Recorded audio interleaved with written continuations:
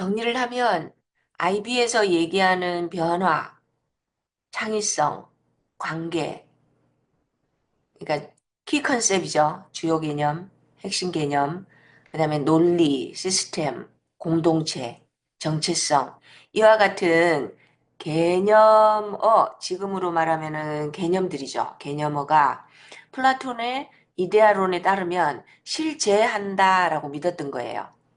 그래서 이데아의 세계에 있는 것들은 그 완벽한, 그렇지만 때로는 탈물질적인 물질적 실체 감각 세계에서 저희가 감각작용으로 포착할 수가 없는 거죠. 사유를 통해서만 알 수 있는 거고. 그리고 그때 말씀드렸던 것처럼 모던한 생각, 근대적인 사유, 실증주의나 과학적 사유가 등장하기 이전에, 이성적 사유 등장하기 이전에 모든 서구인들의 공통된 사유 방식이었다라는 거죠. 그래서 플라톤은 목적론적인 세계관이었습니다. 예를 들어서 무엇을 위해 존재하느냐. 분필에게는 분필 본연의 목적이 있죠. 잘 부러지지 않고 잘 써지는 거겠죠. 그리고 이거를 사람의 경우에는 이제 본질, 사람은 무엇을 위해 존재하느냐. 아르테라고 그 당시 용어로 불렀고요. 요즘 말로 하는 virtue입니다. virtue. 덕이라고 부르는 거 있죠. 우리말로 번역하면 뭐뭐다움입니다. 여자다움, 교사다움, 스승다움이라고 표현하는. 그래서 이제 그 당시 용어로는 아랫대였고요. 그다음에 요즘 말로는 virtue라고 부르는 덕스럽다라고 표현하실 때 뭐뭐답다, 아버지답다, 엄마답다 이렇게 하는 거였죠. 그래서 결국 본질주의죠. 가치론적으로. 그 사물이나 존재가 자기의 본질이나 기능이나 목적을 얼마나 충실하게 제대로 발휘하느냐라는 겁니다. 그래서 이데아란 결국 뭐냐면 사랑이나 정의나 아니면은 아름다움이나 뭐뭐다움을 완벽하게 발휘한 게 되는 거죠. 그래서 그 이는 문화에는 맞지만 자연에는 맞지 않다. 그래서 실제로는 근대 철학으로 넘어오면서 근대 자연과학에서는 이거를 비판하면서 기계론으로 넘어갑니다. 목적이 있는 그리고 뭔가 이렇게 운동 방식 이런 모든 자연에 있는 인간 사물조차도 인간 존재조차도 기계를 모델로 하는 인과율의 지배를 받는 그런 걸로 목적론적 세계관이었던 플라톤의 이데아론, 이데아적 사고방식이 기계론적 사유로 넘어가게 됩니다. 근대로 넘어오면서. 그래서 그 지금 무엇 말씀드리고 있냐면 그 IB에서 등장하는 모든 개념들이 그 교과를 초월한 그런 개념들이 어떻게 보면 그 유래가 기원이 이데아론을 이야기한 플라톤의 이데아에 존재하는 그 형상들로까지 거슬러 올라갈 수 있다라는 것을 말씀드리고 있습니다. 그래서 다시 한번 그 환원을 하면요. 그리스 철학의 출발점은 이데아적인 거. 다시 말씀드리면 덧없는 유한한 인간 세계에서 영원한 것을 추구했습니다. 변화하는 세계에서 그렇지 않은 거 어떻게 보면은 영원을 추구했던 거죠. 플라톤 철학도 이런 맥락에 있었고요. 근데 이제 니체 현대 철학의 분기점이라고 불리는 니체에 이르러서 고정불변의 이데아적 실체가 아니고 비커밍을 추구하죠. 끊임없이 다른 무언가로 되어가는 존재로 되어가는 from being to becoming이라고 표현합니다. 그래서 어, 되기라고도 표현하죠. 들레즈 표현으로는 생성의 존재론, 생성 철학으로 바뀌죠. 그래서 이데아론에 따르면 그 이데얼리즘이라고 표현되는 이데아론에 따르면 가장 핵심적인 개념이 미메시스입니다. 미메시스. 왜냐하면 저희 자체가 지상세계에 있는 감각으로 존재하는 감각세계에 존재하는 저희 자체가 이데아 있는 완벽한 그 것들을 모상이죠. 모상. 베낀 거. 근데 그 모든 거를 제대로 베낀 게 아니고 일정 부분 속성을 지니고 있는 분유라고 말씀드렸었죠. 일정 부분 나누어 가지고 있다. 닮아 있다. 라고 하는 게 되겠습니다. 그래서 플라톤 철학 자체를 미메시스, 모방 또는 재현의 철학이다 라고 볼 수 있습니다. 그래서 현실이 이데아를 일정 수준 분유, 모방하고 있으며 또 모방해야 한다라는 것이 플라톤의 이데아론의 요체입니다. 핵심입니다. 탁자는 탁자의 이데아를 모방해야 되고 건물이 설계도를 모방하듯이 어떻게 보면 이데아에 있는 것들이 완벽한 설계도죠. 설계도이면서 그 설계도 자체를 그대로 구현하고 있는. 그래서 이데얼리즘 같은 경우에는 관념론으로 번역하지 마시라고 말씀드렸습니다. 플라톤은 어디까지나 이데아론이지 요즘 말하는 실제론 관념론 할 때 그 관념론이 아닙니다. 이데아의 의미는 추상적이거나 현실을 초월하는 데 있는 것이 아니고 현실을 끊임없이 미메시스를 통해서 닮아가야 한다. 더 나은 상태. 그래서 결국은 플라톤 같은 경우에도 스승 소크라테스가 제기한 질문에 대한 답으로 이데아를 내놓았다라고 말씀드렸죠. 그러니까 가장 정의로운 폴리스, 가장 아름다운 것.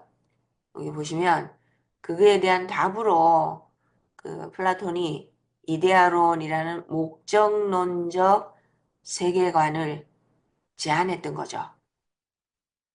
지금 들으면 조금 이렇게 낯설 수도 있고, 그런가 하실 수도 있는데, 그렇게 생각을 했었다고 합니다.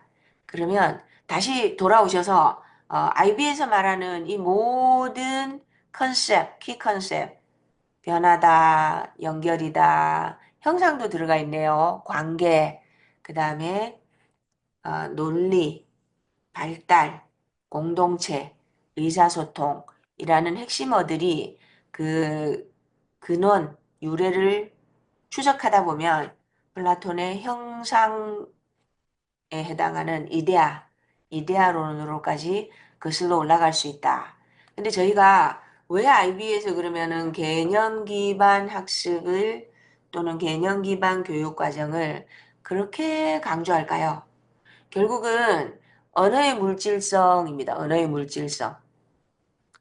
materiality of language라고 표현되죠. 언어의 물질성은 지난 시간에도 말씀드렸던 것처럼 언어가 단순히 기호나 상징적인 것에 머무는 것이 아니고 여기 보시면 언어가 의미를 전달하는 데 사용되는 기호나 소리의 체계일 뿐만 아니라 저희 리얼리티, 저희가 살아가고 감각하는 세상에 구체적이고 물질적이며 강력한 존재감을 갖고 있다. 근데 요거를 구분하셔야 됩니다. 언어 그 자체가 저도 지금 말하고 있잖아요. 그러면 여기 이제 제 주변에 있는 공기는 미세하게 떨릴 것이고 그리고 침도 튀겠죠. 그리고 소리의 그 톤이나 그 강세나 진동수 그런 물질적인 거는 일차적인 겁니다. 그러니까는 발화한다, 말한다, 글 쓴다 라고 할 때 구어나 아니면 문어를 막론하고 물질적인 것을 매개하고 있죠. 수반하고 있죠. 목소리의 진동, 글씨를 쓴다 그랬을 때는 거기 이제 그 종이의 재질이라든지 아니면은 연필로 눌렸을 때 그 흑연의 뭉개짐이라든지 그 종이에도 이제 눌려서 들어갈 거 아니에요. 그런 물질적인 존재감과 연결될 수 있죠. 이펙트, 효과입니다. 효과로 물질과 이렇게 맥락이 닿을 수 있고 물질적인 변화를 갖고 오기도 하고 물질적인 효과나 직접적인 영향을 주기도 하죠.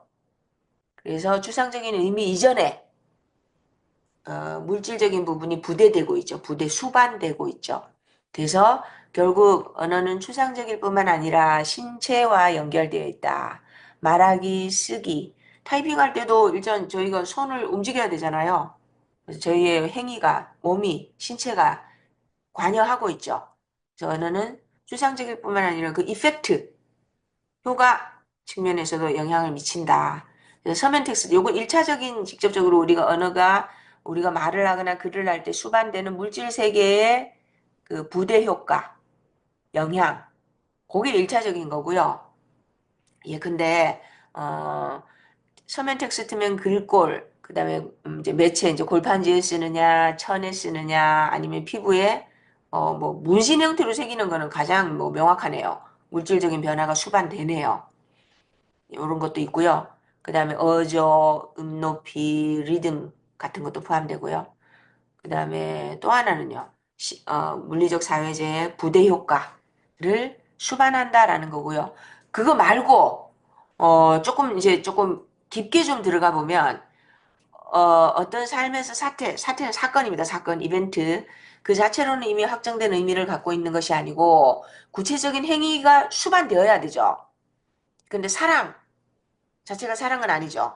교사라고 선언한다고 해서 교사가 되는 게 아니고 아버지다, 엄마다라고 진술한다고 해서 아버지가 되는 게 아니죠. 아버지답게 행동해야 된다.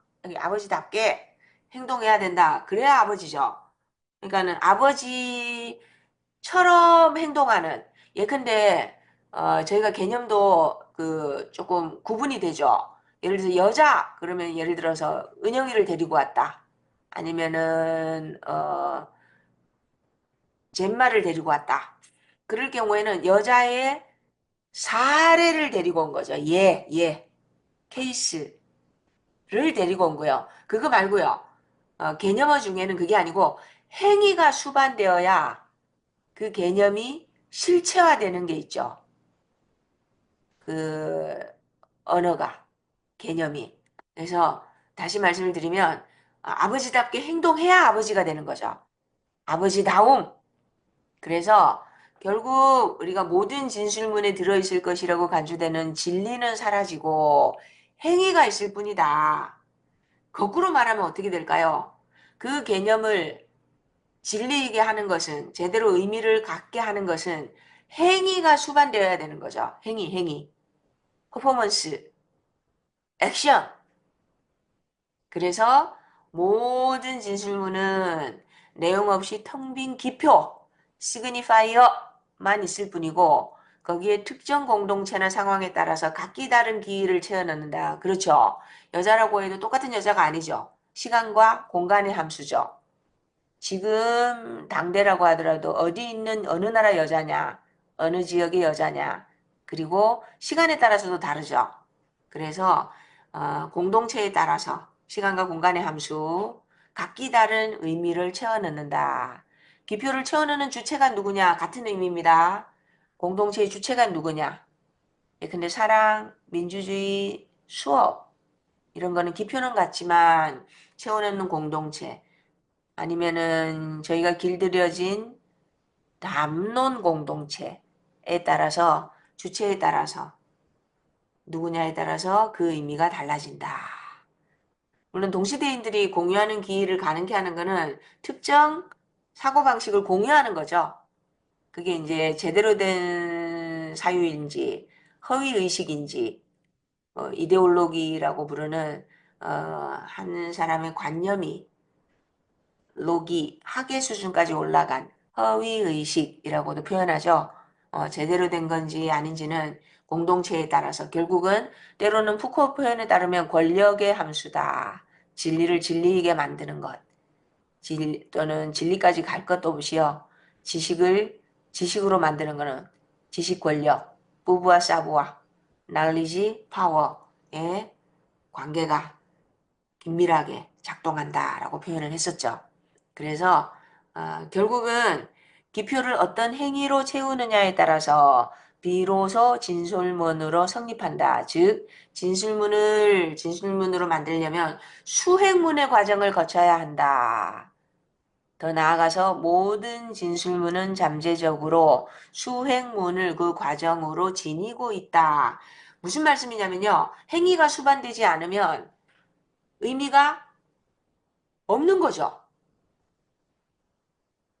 아버지답게 행동해야 아버지라고 불릴 수 있잖아요. 아버지라는 개념이 성립할 수가 있는 거죠. 그래서 요거는 저희가 지난번에 말씀 나누었던 발화행위 이론입니다. 발화행위 이론을 권력과 연결한다. 요거는 이제 푸코 담론에서도 이런 표현이 나옵니다. 그래서 버틀러 같은 경우에는 주디스 버틀러 성이라는 게 doing gender라는 표현을 만든 사람이죠. 여자로 아니면 젠더 사회적인 성이죠. 남성성, 여성성. 여성으로 태어나는 것이 아니고 여성으로 길러진다. doing gender. 여자는 이러는 거야. 여자애가 그러면 안 돼. 라는 거를 체화하는 거죠.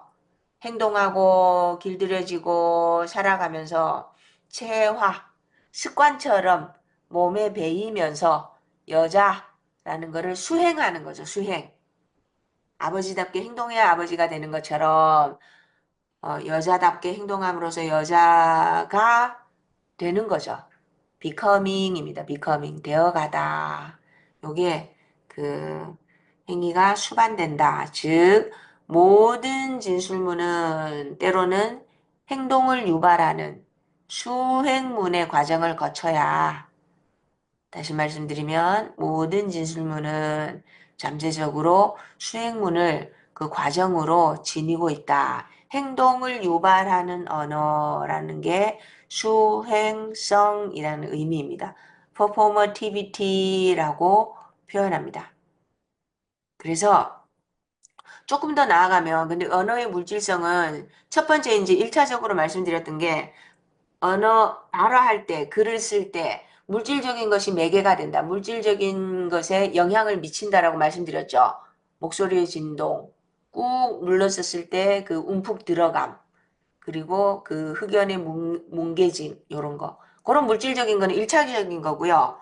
조금 더 이제 나아가면 언어의 물질성은 결국은 물질 세계, 그러니까는 이렇게 이해하면 되실 것 같아요. 폼의 고도화된 형태가 언어죠. 사실은 언어로 표현해야 형상이죠, 형상. 그러니까는 개념어부터 시작해서 폼입니다. 인간 의식으로, 이성으로, 아니면은 지성으로, 이름 붙인 거 있죠, 이름 붙인 거, 이름, 네이밍 한 거, 형상. 거시적으로 보면은 국가도 될 수 있고, 지구라는 지구 전체, 글로브 자체도 하나의 형상이죠. 저희가 지구라고 불렀잖아요. 그 다음에 개인으로 보면 정체성, 아이덴티티. 그 모든 폼, 언어는 상징이니까 심볼이잖아요. 폼의 가장 대표적인 형태죠. 폼은 언어가 언어로 머무는 게 아니고요. 매터에 영향을 미친다는 겁니다. 매터에. 그리고 이제 더 강하게 주장을 하면 언어가 언어로서 성립하려면 폼의 변화가 있어야 된다고요. 폼이 수반되어야 된다고요. 이해되시죠? 예를 들어볼게요. 예를 들어서 결혼 서약식 있죠. 뭐 누구는 누구를 아내로 받아들이겠느냐, 뭐 남편으로 받아들이겠느냐, 그럼 어떠세요?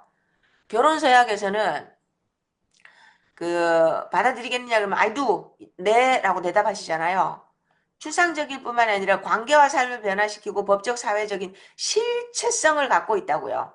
substance, 실체가 있다고요. 리얼리티에. 그러니까 매터 측면에서도 뭔가가 변화가 수반된다고요. 다시 말씀드리면 추상적인 아이디어, 상징, 심볼에 불과했던 언어를 통해서 구체적이고 물질적이며 사회적인 형태의 변화가 일어난다고요. 매터 측면에, 진료 측면에.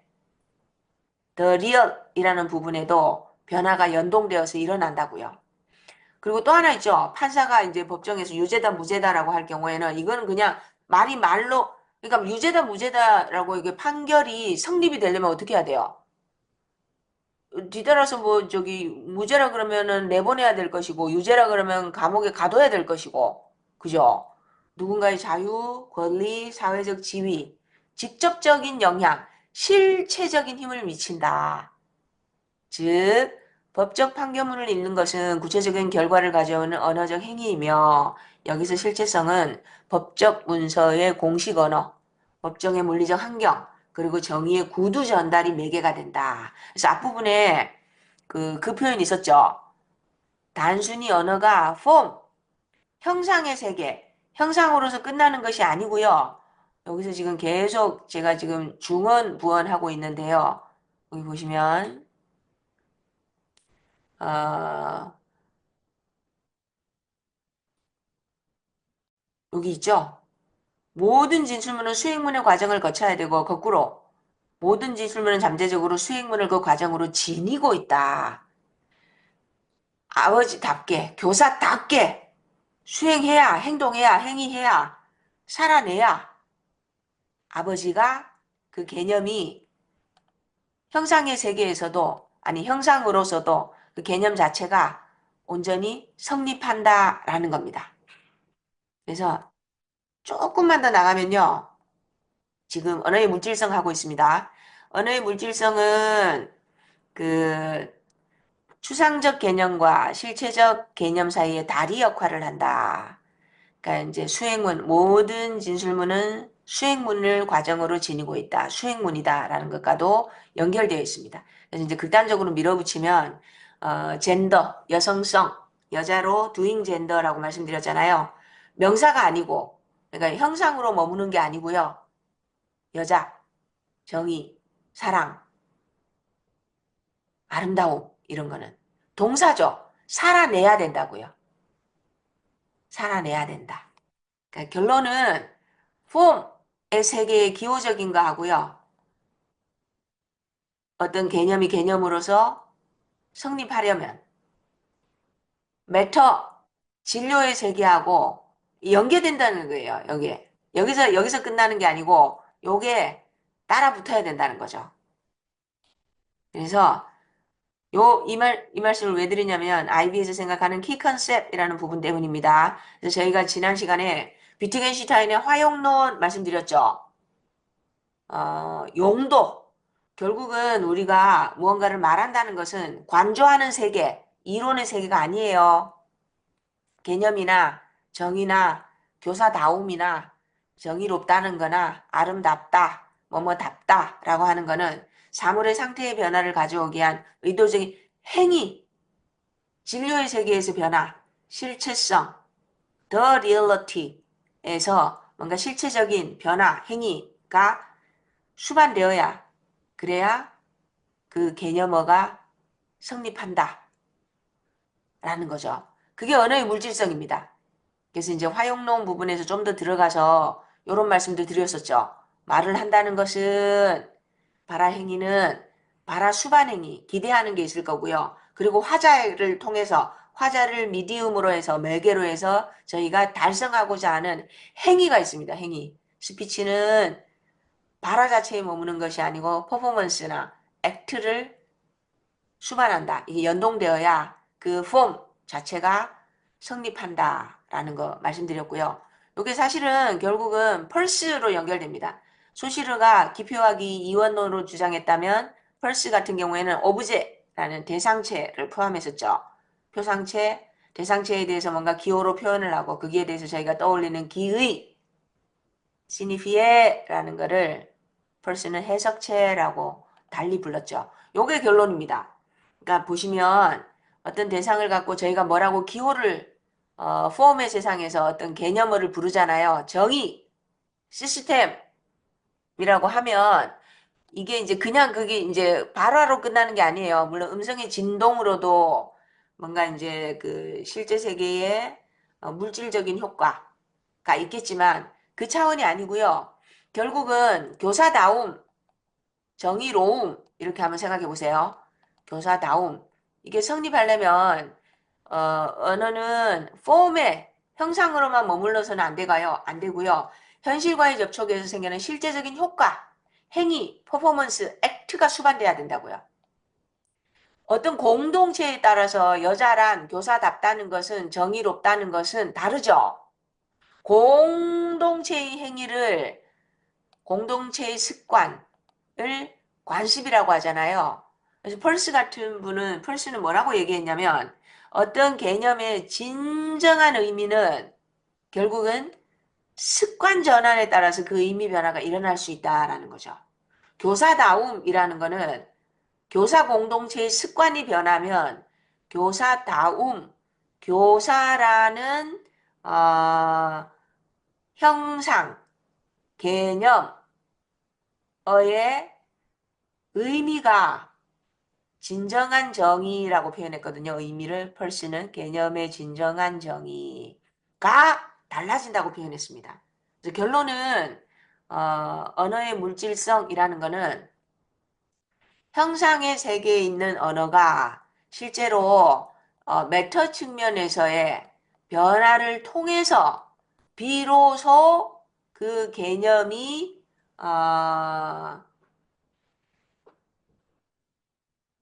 진정한 의미를 가질 수 있다고요. 한 번만 더 말씀드리면 의미는 형식이 아니라 현실과의 the reality 접촉에서 생겨나는 실제적인 효과, 물질적인 변화를 수반한다. 행동의 변화, 행위의 변화. 그죠? 그래서 의미는 현실의 정황, 맥락에 의존하죠. 의미는 특정한 방식의 행위의 가능성을 잠재함으로써. 근데 잠재 상태에서는 그 의미가 성립하기가 어려워요. 진리가 되기는 어려워요. 의미는 특정한 조건과 결합하여 행위를 산출할 수 있지만 행위 자체가 아니라 그 행위를 하게 될 잠재적 경향이나 법칙에 불과하죠. 그래서 기호의 정당한 의미, 다시 말씀드리면 진리라고 표현하는 것은 습관으로서의 해석체이다. 왜냐하면 공동체의 습관, 관습이죠. 그에 따라서 뭐 의미는 절대적인 게 아니에요. 영원한 게 아닙니다. 이데아에서 플라톤이 말한 그 이데아의 존재들, 이데아의 그 개념들과는 다르게 시간과 공간의 함수죠. 그래서 다시 말씀드리면 용도 이론, 비트겐슈타인이 말했던 공동체에서 그 쓸모가 달라지면 쓸모라고도 표현하고요. 아니면 그게 이제 어떤 객체 사물, 어, 탁자다움, 이럴 땐 탁자의 쓸모, 용도가 달라지면 그렇고, 그렇지 않고 그야말로 추상화된 상징어 있죠. 정의, 사랑, 아름다움, 교사다움. 이런 거는 공동체의 습관이 달라지면, 관습이 달라지면 진정한 의미라고 할 수 있는 게 달라진다입니다. 요게 언어의 물질성입니다. 그러면 IB에서 말하는 개념 기반 교육에서는 왜 그렇게 그 개념을 강조할까요? 아이들이 개념을 뭐는 뭐다 뭐는 뭐다 뭐는 뭐다라고 주입받거나 연역적으로 수용한 게 아니고요. 개념의 형성 과정을 아이들이 체험을 합니다. 그 과정에서 체화되는 거죠. 체화.